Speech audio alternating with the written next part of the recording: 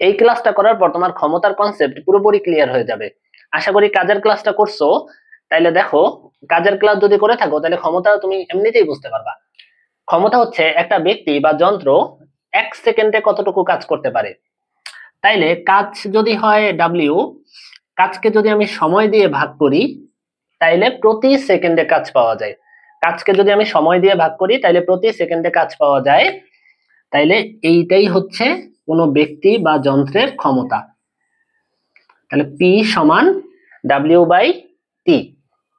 এখন খেয়াল করো, কাজ সমান আমরা কি লিখতে পারি বলো? কাজ সমান আমরা লিখতে পারি এফ এস। তাহলে ক্ষমতা কি লেখা যায় পি সমান এফ এস বাই টি? হ্যাঁ, এটা লেখা যায়। এফ এর পরিবর্তে আমি লিখতে পারি এম এ। তাহলে ক্ষমতা কি লেখা যায় এম এস বাই টি? হ্যাঁ, এটাও লেখা যায়। যদি আমি উপরের দিকে কোনো বস্তু উঠাই বা নামাই, মানে ভূমি থেকে উপরের দিকে কাজ হয়, তখন এ হয়ে যাবে জি, এস হয়ে যাবে এইচ। তখন কি লেখা যায় M G H by T? হ্যাঁ, লেখা যায়। তাহলে P equal to W by T, F S by T, M S by T, M G H by T, এরা সবাই হচ্ছে ক্ষমতার সূত্র। এখন কথা হচ্ছে ক্ষমতার একক কি। দেখো, কাজের একক যদি হয় জুল, সময়ের একক যদি হয় সেকেন্ড, তাইলে ক্ষমতার একক জুল পার সেকেন্ড। তবে ক্ষমতাকে জুল পার সেকেন্ড না বলে বহুল প্রচলিত যে একক বলা হয় সেটা হচ্ছে ডাব্লিউ। এই ডাব্লিউ মানে ওয়াট। তো এই ব্যাপারটুকু বুঝতে পারছো? এইটাই হচ্ছে ক্ষমতার সূত্র। আচ্ছা, পরীক্ষায় কাজের একক, এখন আমি যদি এম এস লিখি তাইলে বলতো এম কি? ভর না? ভরের একক কি? কেজি। ত্বরণের একক কি? Metre per second square. সরণের একক কি? আরেকটা মিটার। তাইলে KG metre square per second square, এইটাও কিন্তু কাজের একক হয়, তাই না? তো এইগুলা এমসিকিউতে থাকতে পারে, কিন্তু আমরা অঙ্ক করব কিতে? জুলে। তো যাই হোক, এখন দেখো, ক্ষমতা, ক্ষমতার মাত্রা আমরা বের করতে চাই। আমরা গত ক্লাসে পড়ছিলাম কাজের মাত্রা হচ্ছে M L square T inverse two. এখন কাজকে যদি আমি সময় দিয়ে ভাগ করি তাহলে সময়ের মাত্রা কি? টি না? তাইলে ক্ষমতার মাত্রা কি হওয়া উচিত? M L square T inverse three, তাই তো?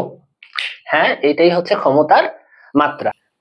এখন যদি পরীক্ষায় প্রশ্ন আসে যে ক্ষমতা একটি লব্ধ রাশি, সেটা প্রমাণ করো, তখন আমরা সূত্র থেকে সেটা বের করার চেষ্টা করি। দেখো, ক্ষমতা হচ্ছে কাজ বাই সময়। কাজ হচ্ছে ডাব্লিউ, ডাব্লিউ সমান এফ এস। তার মানে কি? বল ইন্টু সরণ। আচ্ছা, বল এফ ইকুয়াল টু কি বলতো? এম এ না? তাহলে আমরা বল দিয়ে বলতে পারি যে ভর ইন্টু ত্বরণ। ত্বরণ কি বলতো? বেগের পরিবর্তনের হারকে ত্বরণ বলে। ওই যে শেষ বেগ বিয়োগ আদি বেগ ভাগ সময়। এখন ভি আর ইউ, এই দুইটার পরিবর্তন, সেটাও কি একটা বেগ না? হ্যাঁ, সেটাও একটা বেগ।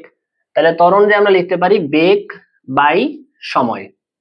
বেগ কি বলতো? এস ইকুয়াল টু ভিটি সূত্র আমরা পড়ছি। তাহলে ভি ইকুয়াল টু কি বলতো? এস বাই টি, একক সময়ে অতিক্রান্ত দূরত্ব। তাইলে এস যদি হয় সরণ আর টি যদি হয় সময়, তাহলে অলরেডি দুইটা সময় আছে, আরেকটা সময় অ্যাড হইলো। তাইলে সময় কয়টা হয়েছে বলো? তিনটা। তাহলে সময়ের উপরে পাওয়ার হচ্ছে 3, সরণ যেহেতু একটা একটা দুইটা, সরণের উপরে পাওয়ার হচ্ছে 2। ভর এখন সবগুলা কি মৌলিক রাশিতে চলে আসছে না? হ্যাঁ, ভরের মাত্রা হচ্ছে এম, সরণ এটা দৈর্ঘ্য, এটার মাত্রা এল, সময় এটা টাইম, এটার মাত্রা টি। দেখো, এম এল হচ্ছে দুইটা, এল স্কয়ার, টি হচ্ছে তিনটা, টি কিউব। তাইলে উপরে যখন যাবে তখন হবে টি ইনভার্স থ্রি। আমরা মাত্রাকে থার্ড ব্র্যাকেটের মধ্যে লিখবো। তাহলে এটা হচ্ছে ক্ষমতার মাত্রা। পরীক্ষায় যখন আসবে যে ক্ষমতা একটি লব্ধ রাশি, তখন এইভাবে দেখাবা। বা ক্ষমতার মাত্রা যদি বের করে দিতে বলে, আর এমসিকিউর জন্য আমরা শুধুমাত্র এটা পড়লেই হবে, আর শর্টকাটে আমরা ছোটখাটো সূত্রগুলো দিয়ে বের করে ফেলাইতে পারি।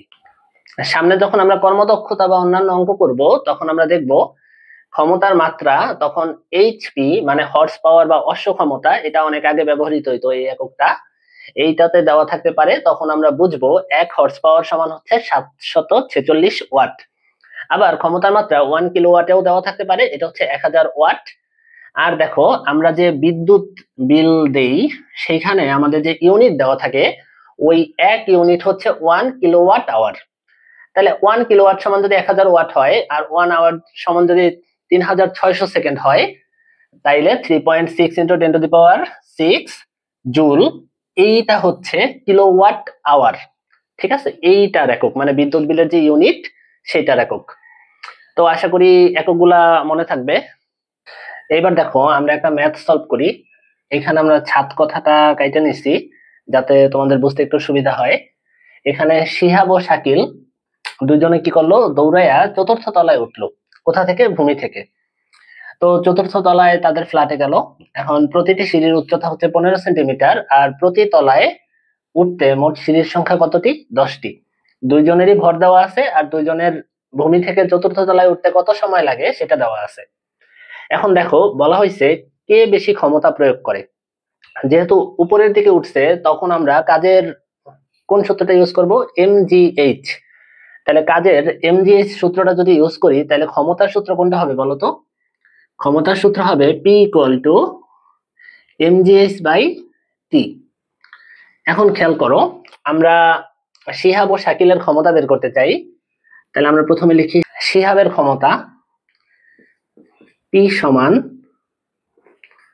এমজিএইচ বাই টি। বলতো শিহাবের ভর কত? শিহাবের ভর হচ্ছে 65 কেজি। জি এর মান কত? 9.8। এইচটা এখন লিখলাম না। টি হচ্ছে কত? 15 সেকেন্ড। আচ্ছা এইচ কত বলতো? তুমি ভাবতেছো যে 4র্থ তলায় গেছে, তাইলে হচ্ছে প্রতি তলায় সিঁড়ি আছে কয়টা বলো? প্রতি তলায় সিঁড়ি আছে 10টা। তাহলে 4 তলায় মোট সিঁড়ি আছে 40টা। আসলে না, বিষয়টা এরকম না। দেখো ধরো এই হচ্ছে ভূমি, তাহলে ভূমি থেকে তুমি এই প্রথম তলায় উঠলা, এইখানে সিঁড়ি আছে 10টা। দ্বিতীয় তলায় গেলা, এইখানে সিঁড়ি আছে 10টা। তৃতীয় তলায় গেলা, এইখানে সিঁড়ি আছে 10টা। এখন বলো এই 10টা সিঁড়ি পার হওয়ার পরে তুমি কিন্তু অলরেডি 4র্থ তলায় চলে আসছো। এখন 4র্থ তলায় গিয়ে তোমার আর কি কোনো সিঁড়ি পার হওয়া লাগছে? লাগে নাই। তাইলে মোটামুটি ভাবে তুমি কয়টা সিঁড়ি পার হইছো? 30টা সিঁড়ি পার হইছো। এখন দেখো প্রত্যেকটা সিঁড়ির উচ্চতা দেওয়া আছে 15 সেন্টিমিটার। ধরো এরকম।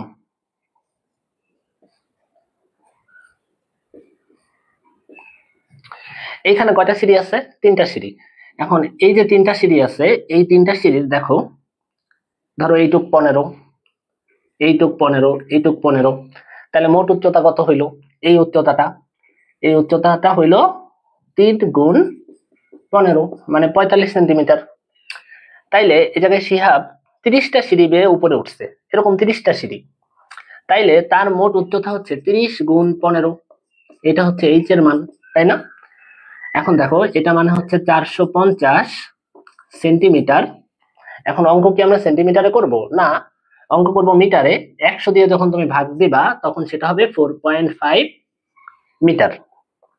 আশা করি এই ব্যাপারটা বুঝতে পারছো।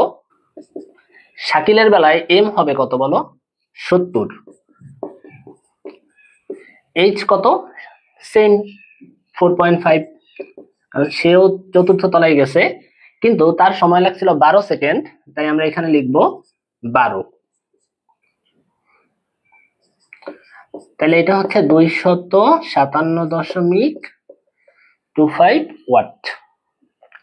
তো স্পষ্টতই আমরা দেখতে পাচ্ছি শিহাবের থেকে শাকিলের ক্ষমতা বেশি। তো আশা করি ক্ষমতার ম্যাথটা বুঝতে পারছো। পরবর্তীতে আমরা আরো কিছু ম্যাথ সলভ করার চেষ্টা করব।